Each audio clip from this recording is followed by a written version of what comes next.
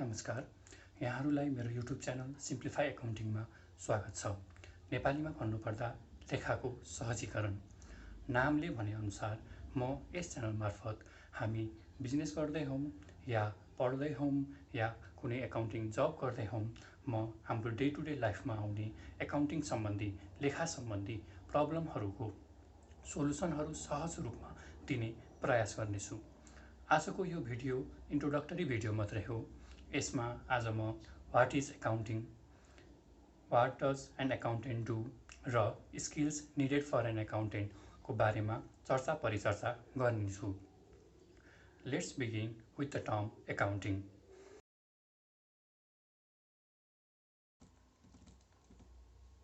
Accounting भनेको यस्तो शब्द हो जुन हामीले डेली सुन्दै आएका छौँ र स्कुल लेभलदेखि लिएर ब्याचलर लेभलसम्म पढ्दै आएका पनि छौँ र फर्दर हाई स्टडिजमा पनि पढ्ने नै छौँ। तर के हामीलाई एक्चुअली थाहा छ त एकाउन्टिङ भनेको के हो, एकाउन्टेन्टले के गर्छ, अथवा एकाउन्टेन्ट भनेर जबमा गइसकेपछि हामीले गर्ने के हो त? नर्मली यो क्वेसनहरू आउँदा we have one simple answer, accounting भनेको एकाउन्ट मेन्टेन गर्ने प्रोसेस हो। But have we ever thought what actually is accounting and how we maintain the accounts? The answer is no. Until and unless we ourselves is engaged in accounting work, we never think about it or say, we simply ignore it. So I will try my best to simplify these things to viewers in as much as practical way as possible so that in further no one will face the same problems as today's fresher accountants are facing. The common perception of accounting is keeping the records of financial transactions of any entity which happens in day-to-day activities. The perception is totally wrong as this is regarded as bookkeeping and not accounting. अब हजुरलाई लाग्न सक्छ बुककिपिङ र accounting भनेको त synonyms त हो, but this is wrong. Accounting process तब स्टार्ट हुन्छ जब बुककिपिङ प्रोसेस इन्ड हुन्छ।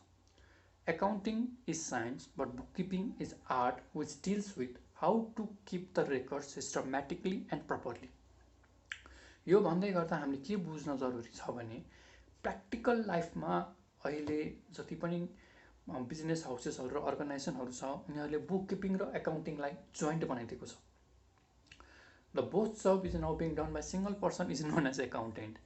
So by combining both, we can say accounting is the process of keeping records of financial and non-financial transactions of any entity along with analyzing, interpreting and reporting such information to the stakeholders. As seen in the picture, we can point out the process of accounting as recording, classifying, summarizing, reporting and interpreting. यो हरेक हेडिङको different purpose छ, हरेक heading different तरिकाले गरिन्छ र यो सबै कुराहरूलाई सिम्प्लिफाई वेमा म आफ्नो अरू भिडियोजहरूमा फर्दर डिस्कस गर्ने नै छु। एकाउन्टिङको बारेमा यो सब भन्दै गर्दा अब त हामीले बुझिसक्यौँ एकाउन्टेन्टले के गर्छ त भन्ने एउटा मोटामोटी रूपमा एउटा फ्रेमवर्क तयार भइसकेको छ। यही फ्रेमवर्कलाई एउटा साइकलको रूपमा मैले देखाउन खोजेको छु। त्यसमा छ first work is identifying the transaction. हामी जुनै पनि अर्गनाइजेसनमा एकाउन्टेन्ट छौँ त्यसमा के ट्रान्ज्याक्सन हुन्छ त र कुन कुनलाई चाहिँ एकाउन्टिङमा युज गर्न सकिन्छ त भनेर पहिला सुरुमा आइडेन्टिफाई हुनु पर्यो। त्यो आइडेन्टिफाई गरिसकेको ट्रान्ज्याक्सनलाई जर्नल इन्ट्रिजको रूपमा रेकर्ड गर्नु पर्यो। रेकर्ड गर्दाखेरि जर्नल इन्ट्रिजको साथसाथै लेजर इन्ट्रिज लेजरमा पोस्ट गर्नु पर्यो र हामीले जब जर्नल इन्ट्रिजहरू रेकर्ड गर्छौँ, लेजरमा पोस्ट गर्छौँ, तब एउटा मोटामोटी रूपमा एउटा ट्रायल ब्यालेन्स भनेर निस्किन्छ जसमा डेबिट र क्रेडिट हुन्छ। यो सबैलाई थाहा नै छ, हामीले यसको थ्योरी धेरै पढिसकेका छौँ। ट्रायल ब्यालेन्स हजुरले प्लस 2मा बनाउनु भयो, अहिले प्रिभियसमा पनि बनाइरहनु भएको होला। ट्रायल ब्यालेन्स भनेको ट्रायल ब्यालेन्सलाई चाहिँ एउटा जति पनि ट्रान्ज्याक्सन हुन्छ त्यसको एउटा एकुमुलेटेड एकै ठाउँमा ल्याएर एकुमुलेट गरेको कुरा मात्रै हो। र यो ट्रायल ब्यालेन्स एउटा एक रूपमा रेडी भइसकेपछि यसमा चाहिने एडजस्टमेन्ट इन्ट्रिजहरू हामीले गर्छौँ। त्यसपछि एडजस्टेड ट्रायल ब्यालेन्स बन्छ र त्यही ट्रायल ब्यालेन्स युज गरेर हामीले फाइनेन्सियल स्टेटमेन्ट बनाउँछौँ। फाइनेन्सियल स्टेटमेन्टमा के छ त? फाइनेन्सियल स्टेटमेन्ट बनाउने भनेको इन्कम स्टेटमेन्ट छ जसलाई हामीले प्रॉफिट एन्ड लस अकाउन्ट भन्छौँ, ब्यालेन्स सिट छ र क्याश फ्लो स्टेटमेन्ट छ। मेनली हामीले यही तीनटालाई बनाउँछौँ र यो बाहेक अरू पनि छन् फाइनेन्सियल स्टेटमेन्टमा इन्क्लुड हुने र यो सबै कुराहरूलाई एकमुष्ट रूपमा म अर्को फर्दर भिडियोजहरूमा part by part step by step डिटेलमा जानिने छु।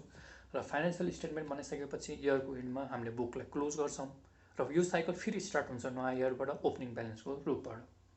नर्मली एकाउन्टेन्टले एउटा कुनै बिजनेस हाउसमा गर्ने कामहरू भनेको यिनै नै हुन्। र यो काम गर्दा गर्दै सँगै यो जब फाइनेन्सियल स्टेटमेन्टहरू बनाइसक्छौँ त्यसपछि आफ्नो प्लस पोइन्टको लागि कुनै पनि एउटा एकाउन्टेन्टले रिपोर्टिङको पाटो लिन सक्छ। उसले फाइनेन्सियल स्टेटमेन्ट हेरेर कुनै रिपोर्टिङहरू तयार पारे जस्तो फाइनेन्सियल रेसियोजहरू तयार पार्न सक्छ, बजेटिङ तयार पार्न सक्छ र त्यो सबैलाई राम्रोसँग इन्टरप्रेट गरेर बिजनेसको म्यानेजमेन्ट टिमलाई फर्दर कम्युनिकेट गर्न सक्छ। यसले पक्कै पनि एकाउन्टेन्टलाई एउटा प्लस पोइन्टको रूपमा ल्याउँदछ। र यो सबै कुराहरू पनि म डिटेलमा कुरा गर्ने नै छु। अब let's come to the point, what are the skills required by an accountant. Accountant जबको लागि सुरुमा एकाउन्टेन्ट जबको लागि आफू रेस्पोन्सिबल हुनको लागि के स्किल्सहरू आफूमा डेभलप गर्न सकिन्छ त?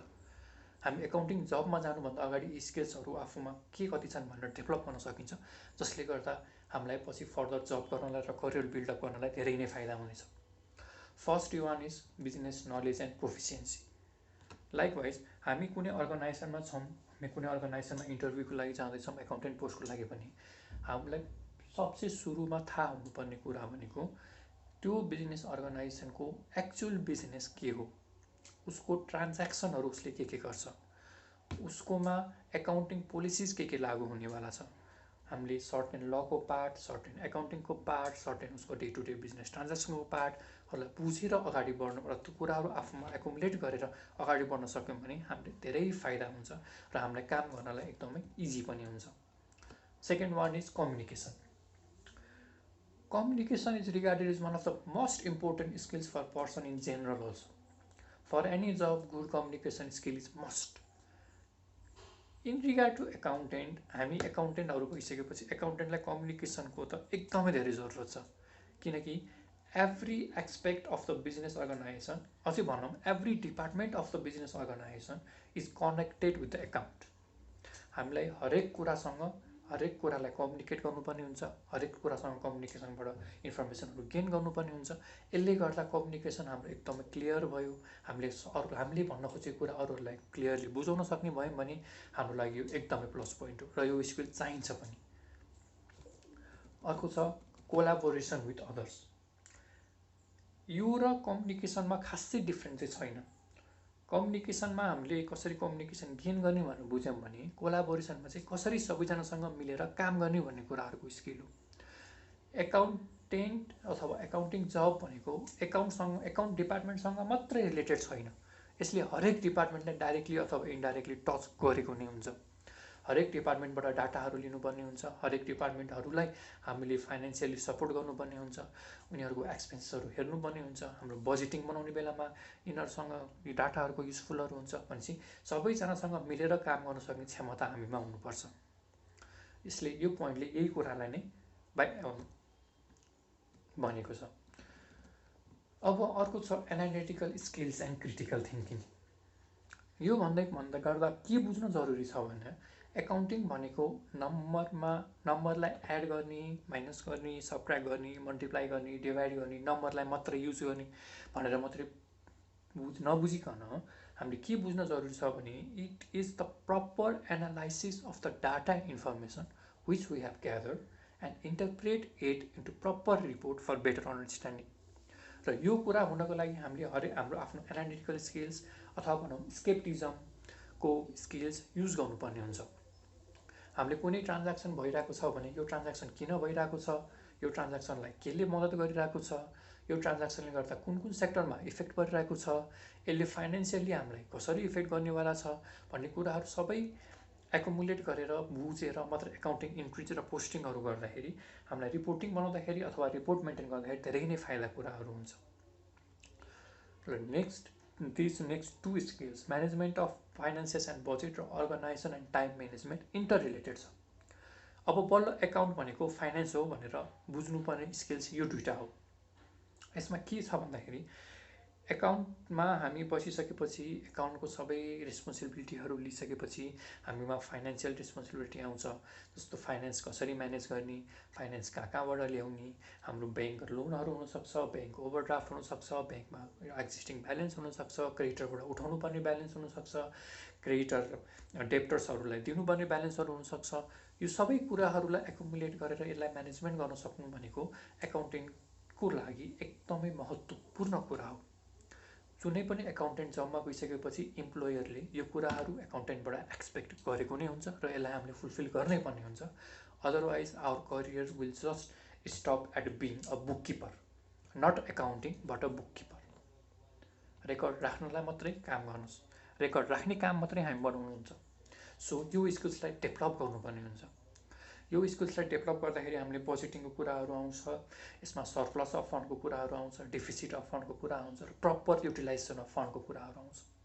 यो कुराहरूलाई राम्ररी म्यानेज गरेर र टाइमली म्यानेज गरेर अर्गनाइजेसनमा युज गर्न सकिने हो भने र अर्गनाइजेसनको अरू कुराहरूलाई म्यानेज गर्न हामीले राख्यो भने यो हाम्रो लागि एकदमै प्लस पोइन्ट हो र एकदमै इम्पोर्टेन्ट स्किलको रूपमा पनि हो। स्किल्सको रूपमा हामीले यति कुराहरू डिस्कस गऱ्यौँ, यति हाम्रो लागि एकदमै चाहिने स्किल्स हो। यो बाहेक हामीलाई अरू स्किल डेभलप गर्न जरुरी हुन्छ, तर इम्पोर्टेन्टली यो डिस्कस्ड स्किल्सहरू चाहिँ हुनै पर्ने क्राइटेरियामा पर्छ। I hope all of you enjoyed the video and learned something about accounting and accountant. यदि तपाईहरुलाई यो भिडियो मन परेको भए please like and share the video. केही सल्लाह र सुझावहरू छन् भने कमेन्ट गर्नुहोला र मेरो अरू भिडियोहरूको अपडेटको बारेमा जानकारी लिनको लागि सब्स्क्राइब गर्नुहोला। Thank you so much for watching the video till the end.